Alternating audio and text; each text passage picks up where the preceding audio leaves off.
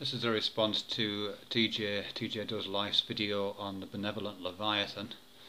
Hi there, TJ. This is just a few quick things, really. I mean, the first point you make about about how we view Leviathan, how we view the state, how we look at government, what it is, and you make this comparison to being a child by the roadside about to step out into traffic, and the parent slaps you back into line, and that's kind of the role of the state.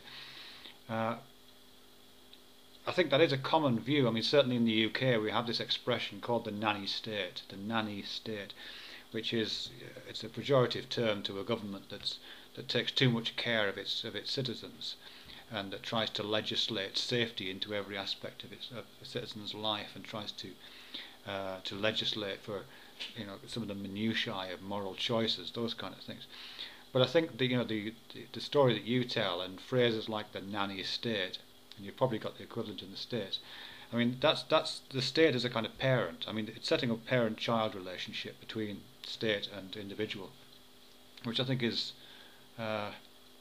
really tempting. I think all of us start out as kids, and most of us don't ever get past that stage. I certainly haven't, and any kind of authority starts to feel like parental authority, which I don't think is terribly helpful in many ways.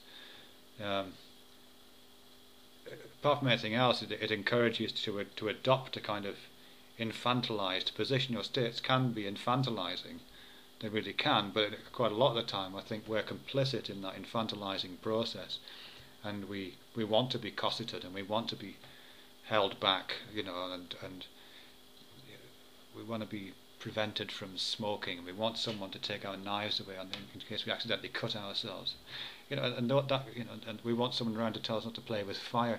We do kind of like that, and I think that plays into this whole idea of the state as a certain kind of parent. And I know certainly in the States there's been really nice bits of writing done about what kind of a parent the state presents itself as. And it's George Lakoff who writes about this in this really nice book called Don't Think of an Elephant. But he's talking about how Republicans tend to view the state as an authoritative parent, and make kind of choices in that regard. The state tells you what to do, like a stern father would do. And liberals tend to adopt a nurturing parent model, which is about it's one of those kind of I guess a parent like the one I try to be honest, which is one which tries to facilitate and grow its progeny upwards rather than slap it downwards. So even within the parent metaphor for how states operate, there's a lot of variation, but it does keep appearing, and to the extent we use it we have to recognise it, but I think it's probably not I think it's a very limited metaphor anyway. I think we have to be careful about putting states in the role of psychological parents that are supposed to take care of us. To go back to Thomas Hobbes' Leviathan, obviously he's writing that at a particular period in history. Really just when the monarchy, because he's writing in the UK, he's writing in Britain, that the monarchy was really still very, very active in politics. It was still the head of state in a sense. So, and state itself, statecraft, was something that was carried out by a very named aristocracy. There was an identifiable body of individuals that could be identified, and they were pretty bloody monstrous then, So he is writing in a particular kind of way, and I don't think the state exists in quite that way anymore. So it's not as though we're taking that Leviathan and trying to domesticate it and turn it into a kind of fluffy pet that will kind of guard us, but also let it stroke it occasionally. I think there's a different game really, because the Leviathan itself has changed. It's much more complex and tentacled, if I can stay with animal metaphors. The Leviathan now, the state now, is not just a body of aristocrats who own the land, and basically the gang leaders from centuries back get together and decide what to do. It's for good and bad reasons. It's not quite like that anymore. It's completely interpenetrated by financial interests, by interests of particular pressure groups, of international interests. There's so many different kinds of interrelationships that hold a state together that it's not kind of bounded in the same way, I don't think. So on a project to try to incentivize the state, it's going to be much more piecemeal. You can't talk to the state as if it's a single entity. I mean, a classic example of that, which you're trying to bring up, which is this thing about voting.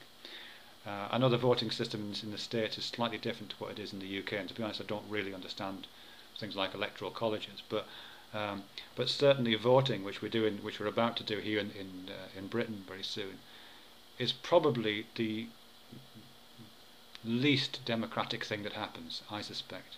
I mean, it feels kind of symbolically important to go and put an X on a piece of paper and take this guy out and put another guy in. It feels quite symbolic, but it's a very minor part of the democratic process, really. I think, much more of the business of creating a state and influencing government happens at much more on a much more local level and much more nuanced approaches. I think that's probably the case.